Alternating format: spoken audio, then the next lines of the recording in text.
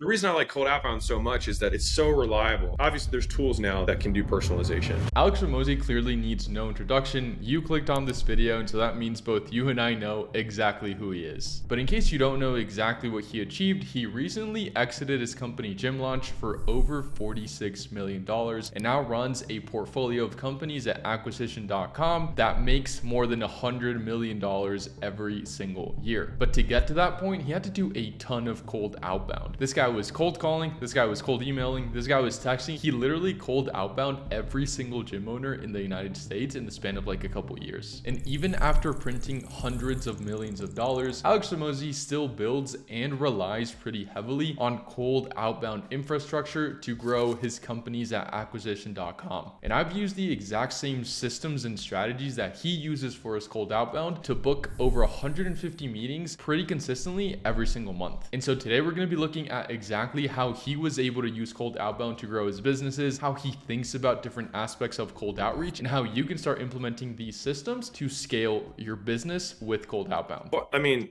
to me, the easiest decisions to make are the ones where you already see somebody else doing it. So then break it down to physics. Why, if I'm getting in contact with people, or I'm in front of someone's eyeballs that is my ideal customer, with enough iteration, I can get them to move to the next step, right? And that's basically, I mean, the reason I like cold outbound so much is that it's so reliable. Alex is absolutely right here. If it's already working for so many people, odds are it'll work for you as well. And if you haven't figured out how to make it work, then it's just a matter of testing. It can be really, really reliable, but you do kind of have to get those nuances in, then it's pretty much over. And something we like to do, and typically our best clients at Drippy tend to be the ones that have already cracked the code when it comes to outreach, whether that be through cold email, whether that be through cold LinkedIn outreach or any other outreach platform. Then they take those fundamentals from another outreach avenue and they plug it into Twitter DMs and they absolutely rip. Alex here talks about how if you put yourself in front of the correct eyeballs enough times, you will get people to convert. So that's the whole point of outbound. It's a one-to-one approach where you can literally be in front of anyone you want. And if you're doing outbound correctly, it is literally just a matter of time until you start seeing results. And if it's already working, then I would highly recommend you start expanding into other outreach avenues, whether that be Twitter DMs, cold email if you're not doing it, LinkedIn, Instagram. You just have to get the specific nuances, and if you already have them down, then it's just kind of looking at some other avenues of revenue. I encourage people who are getting into that game to just only look at progress from one step to the next and one step to the next and one step to the next. And then it takes a very long time to lay all the bricks across the bridge. But then once the last brick's in, all of a sudden the money that was just stockpiled, boom, it flows through. This specific comment that he makes about just stacking bricks and how everything just kind of avalanches after a while is super key. I think it's something that not a lot of people know when it comes to outbound, especially when you're starting out or when you're starting out in a new channel. So to do this, what we do at Drippy is we have a data-driven testing methodology. How we do this, first we're going to test out different niches. So even if you have your targeting down, at least for Twitter DMs, you do want to test out different lead sources. So you can test out different ways to scrape leads. You can either scrape using some database and then putting all that data through Clay so that then Clay can give you the Twitter handles. You can also scrape really easily through Drippy. And if you're using Drippy, you can actually select different lead sources. So you want to test and see what lead source works the best. Now, if you have a couple different niches, say you can hit SaaS companies, e-com, doctors and lawyers, but you can test and see which one resonates the most with what you're offering. Once you have your niche down, which I wouldn't recommend you kind of call it quits after at least, and this is the bare minimum of 500 messages, then you can move on to the angle. So what I mean by angle is, okay, what type of offer are we actually going to be hitting them with? Is it going to be a freebie? Is it going to be a Loom angle? Are we going directly for the call? Are we being super conversational? So that's what I mean by angles. What is the overarching strategy that we're going to run with this specific campaign? Then once you have the specific angle, then we can start talking about hooks or previews. Specifically with Twitter outreach, the first 30 or so characters are going to be the equivalent of the subject line on cold email. Most people will just show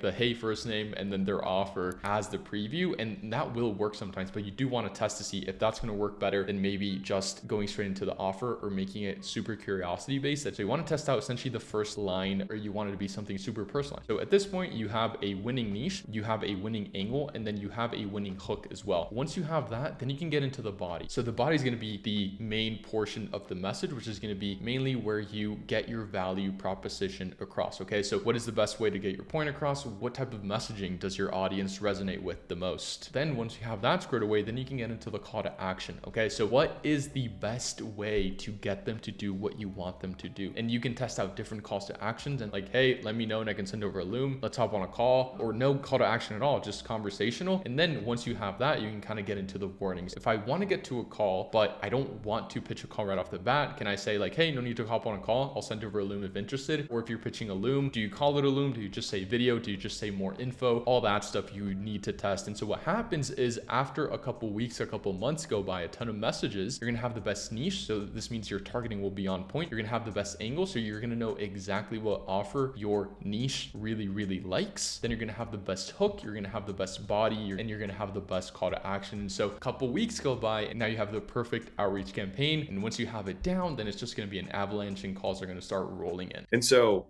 yeah. And you also can, the nice thing was there's so many, once you do get the first dollar across, then you just start turning dials. Like, okay, how can I get open rate up? How can I get show rate up? How can I get close rate up? Can I change this offer? Like all that kind of stuff. And so what Alex Hormozi is talking about here, a little bit of what we just spoke about with the Lucid chart. But once you have your outreach down and you know how many replies you can get per every 100 messages, per every 1,000 messages, then you can kind of start thinking, okay, how do I increase show rates? How do I increase closing rates? So you start optimizing other parts of the funnel. So the cold DM will get a ton of people through, but you do need to have your whole sales process down in order for this to be as efficient as possible, or as Alex Hormozi called it, a well-oiled machine that's going to be a reliable source of leads for your business. So when you were planning to expand from gym 7 to gym 10, you were still doing 12 hours of sales meeting a day from 8 to 8.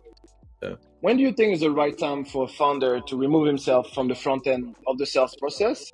And how do you think they should organize themselves building their first sales team? So essentially what he's asking is, when should a founder remove themselves from the whole sales process? I think it depends a little bit on the business, because I don't want to give hard and fast rules, because it does depend also how proficient you are. Like if you're a natural salesperson and you're very good at it, then it can make a huge difference in the business. Like the business sometimes can't sustain you not selling. And so in this clip, one of the interviewers asked a really, really good question that maybe you feel like doesn't apply to you completely, but I think applies to founders a ton more than you might think. I know a ton of B2B service providers that really, really struggle with their sales process, and by extension, they struggle with their outbound. There's tons of founders that are really, really good at the fulfillment, building the product, providing the service, but just don't have that sales experience, and maybe don't even want to learn the sales experience because it makes them uncomfortable. But as Hormozi says in this clip, it really just depends on the business. In most cases, or at least in my experience, it's pretty difficult to remove yourself completely from the sales process, especially at the beginning, because the founder typically just has a way of selling that no one else will be able to replicate, simply because it's their baby and they know their product and the results that they can achieve way better than anyone else. And this really reminds me of a quote from Alex Hormozi's $100 million offers that says that if your business isn't growing, it's dying, because there simply is no maintenance. And so if you're not doing outreach consistently and obtaining new users, new clients on a regular basis, then you really are on a downwards trend. There obviously is no such thing as maintenance. Why? Because clients will eventually churn. Clients just won't stay on with you forever. And so you do always have to keep on growing to make sure a business doesn't die. And so what this means is that you want to have an evergreen system that will consistently bring you super high quality leads, and ideally without having to do a ton of work, which means you need a constant evergreen way of filling up your calendar, booking a ton of qualified meetings to keep up with the churn and not going into maintenance mode, which is essentially killing your business. And so what's the best and most reliable way to do this as of right now? Without a doubt in my mind, this is going to be cold Twitter DMs. Right now, we have seen some shifts in the market where cold email is taking hits left and right. On the other hand, we have Instagram DMs, which isn't the most effective just due to the nature of the platform. And then we also have LinkedIn outreach, which is super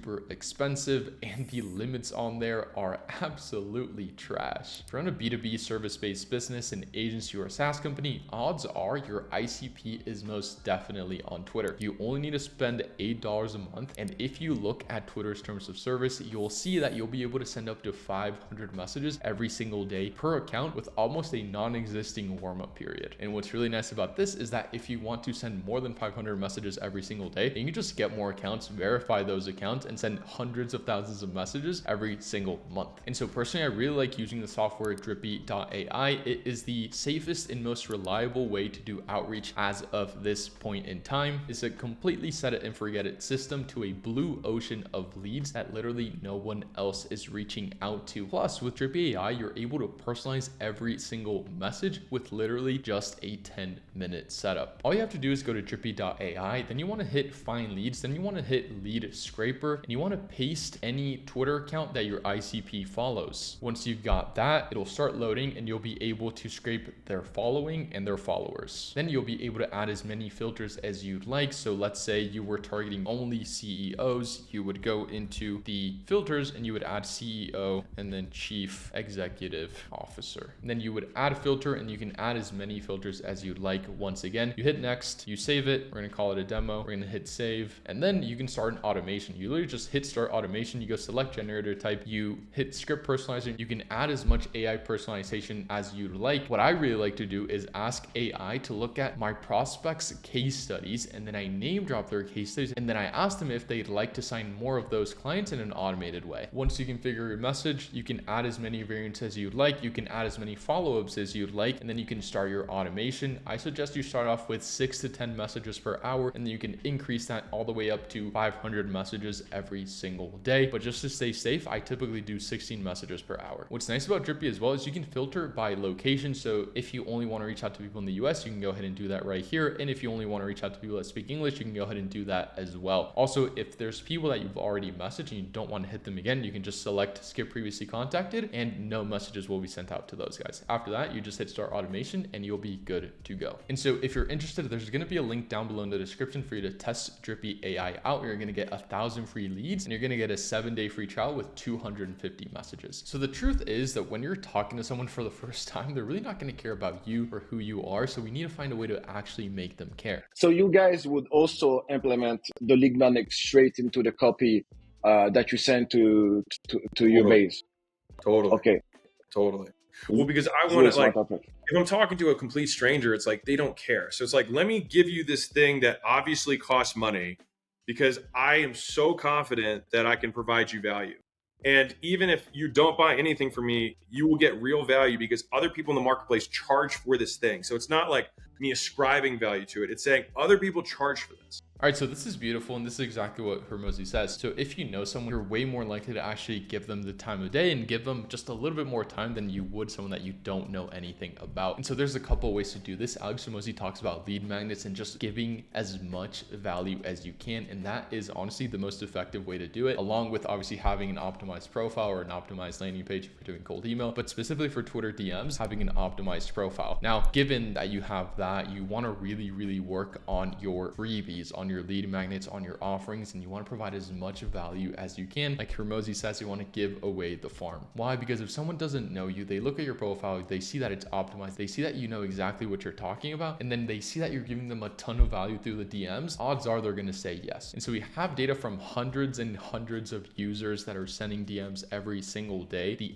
average reply rate on Twitter is a 3%, and that is given that most people don't do this. But whenever we run campaigns that follow this exact principle of providing as much value up front as we can, we're able to see 10+% reply rates pretty consistently for our Drippy offering. So essentially what we're saying right now that's working super well is, hey, first name, can I send over a list of 1,000 doctors, lawyers, and accountants, or whatever their ICP is that are in the market for, and then whatever their service is, completely for free, no strings attached. We're providing a ton of value up front. And so what we've been able to see is almost a 7% increase compared to the industry average of Twitter DMs. And just based off of our data, the best campaigns that I've ever ran on Twitter have been campaigns that follow this exact formula. Our best case study, which is 131 sales calls and 130K cash collected for a PR agency, followed this exact same thing where the clients did not have to pay up front. It was pay on results. Anything where you provide value up front and then get compensated on the back end tend to do really, really well. So offer is king. Providing as much value as you can is very, very effective. And the data backs this up as well.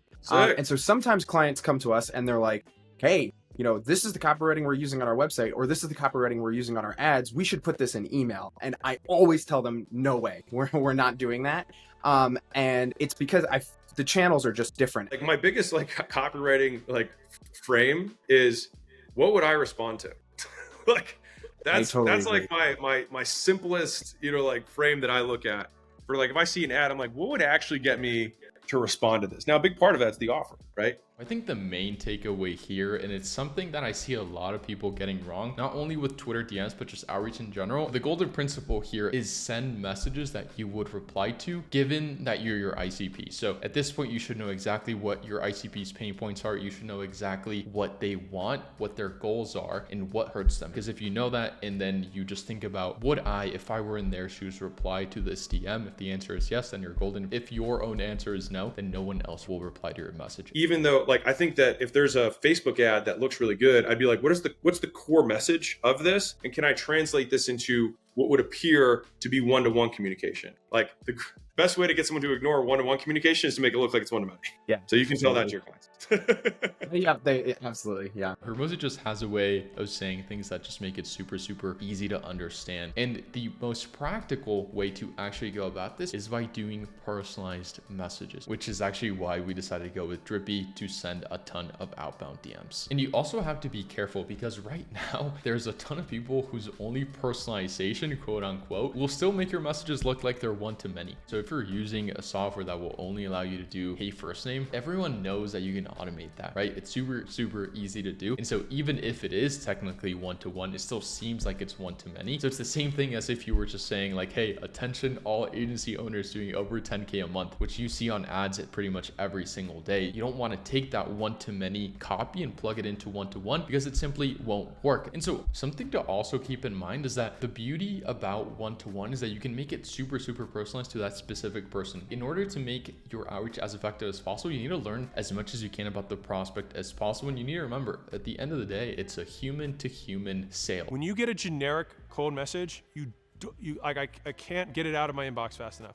If someone takes time to actually understand what my business is, understand my needs, understand a little bit of my background, and then makes that, I will usually take the time to read it. Why? Because I'm interested in myself, right? And so we want to leverage that self-interest to get them to respond. So he talks about personalization and how he receives probably thousands of just outbound every single day. And if he gets a generic message, he literally isn't going to even read it. So he talks about leveraging self-interest. So you always want to talk about them and you want to make it feel as though your prospect is literally the only person you're reaching out to and they're not just another lead on your list. And here essentially Alex Hormozi just sums up human nature. And if you can crack this, then you're going to crack pretty much anything to do with marketing, but cold outbound specifically. And honestly, given the state of outreach right now, given the fact that everyone and their mothers are teaching other people how to do outreach the wrong way, if you are able to plug into these strategies, you will be the top 1% of people doing outreach. Our best campaigns are those where we ask AI to look into who the prospect targets, give us some of their case studies, and look at what service they provide. You can have Drippy AI go and look into your prospect's website and get any information that you need from them. Leverage software, leverage people, and spend the time actually learning how to do this so that your campaigns are actually effective. Curious to know how you guys make